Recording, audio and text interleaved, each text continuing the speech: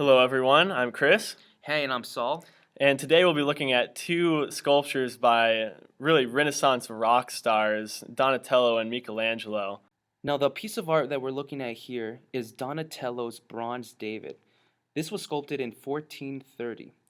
Now, this is a very interesting piece of art because it was the first bronze sculpture since the classic times, as well as the first freestanding nude male sculpture.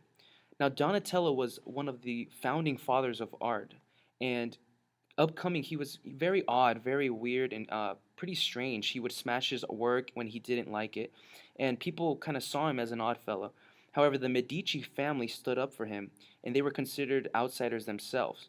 We can see that Donatello put a lot of movement and motion into the sculpture. As we can see, the left wrist and arm of David is resting on his left hip, which kind of flings out his elbow, and then we can see his left knee is slightly bent over Goliath's head, and his right leg is stiff. And as we look at the sculpture David and look at his face, he's a lot younger and very youthful.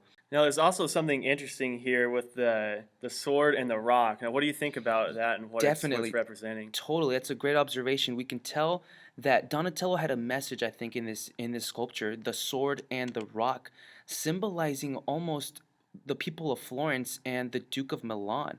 Now, we know that there was, some war against those two, and I think that the story of David coming up as the little guy overcoming the big guy, beating all odds, really portrayed that story.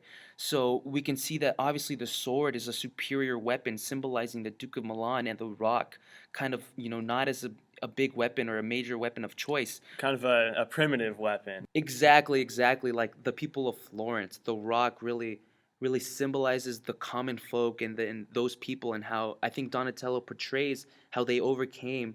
Now, this sculpture is very, very realistic as well. There's some certain details in there that Yes, really show that. yes, exactly. If we can look at Goliath's head, it just looks so real. Look, the facial expressions that are portrayed here, as well as the beard and the lines and the curvature down there as well, is just it's really realistic. And also, if we look at the sword, you can see that there's actually notches on the sharp side of the sword, which kind of shows that this sword has been through battle. It shows Donatello's very detailed perspective to his artwork. Now, this sculpture resides in the National Museum in Florence, where it is frequently visited by people all over the world. Now, here we have the sculpture of David by Michelangelo. While Michelangelo is most often known for painting the ceiling of the Sistine Chapel, he thought of himself more of a sculptor than a painter. He thought it gave him the almost divine ability to create something out of a solid block of stone. In fact, the giant piece of marble that this was carved from was nicknamed the Giant.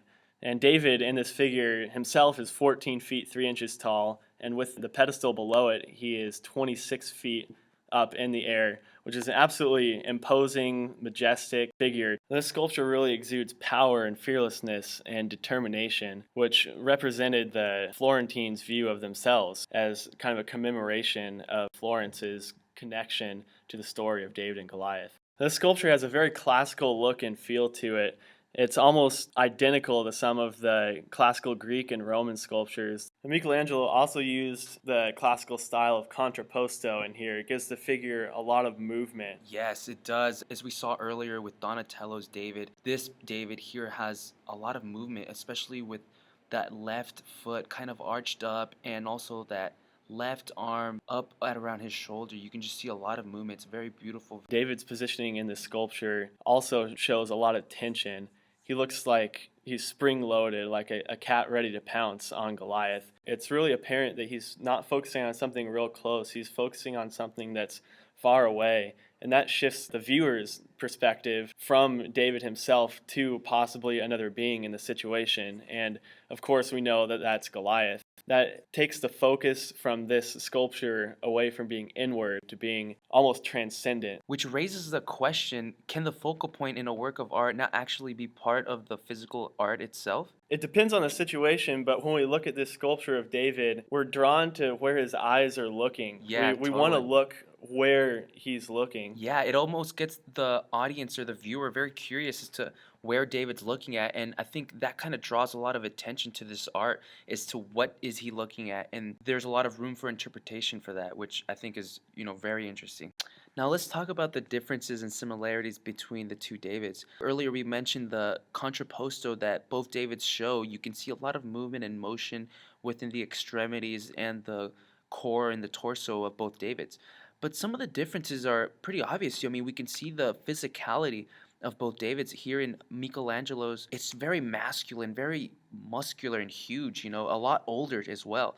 This David is a lot more fierce and just someone who's ready to go into battle. Now we can see Donatello's David, which is just like a young boy and someone who maybe has never fought in his life, which shows a little more of a realistic view of the story of David and Goliath. Besides just their appearances as well, we have a large difference in physical size. The David by Michelangelo is just about 14 feet tall from head to toe, while Donatello's David is just about 5 feet tall. Yeah, but I think without a question that Donatello's David is just way better. I mean, there's no way. The David by Donatello is almost a little boyish. It looks weak Whoa, compared whoa, to the one by really? Michelangelo. I mean, come on, Donatello's David, he's holding a sword in one hand, and then he's got Goliath's head at his feet. Michelangelo's David doesn't have any clothes on. Well, Donatello's doesn't either. Dude, look at that hat, though. No question. Guess we have to agree to disagree, huh? All right.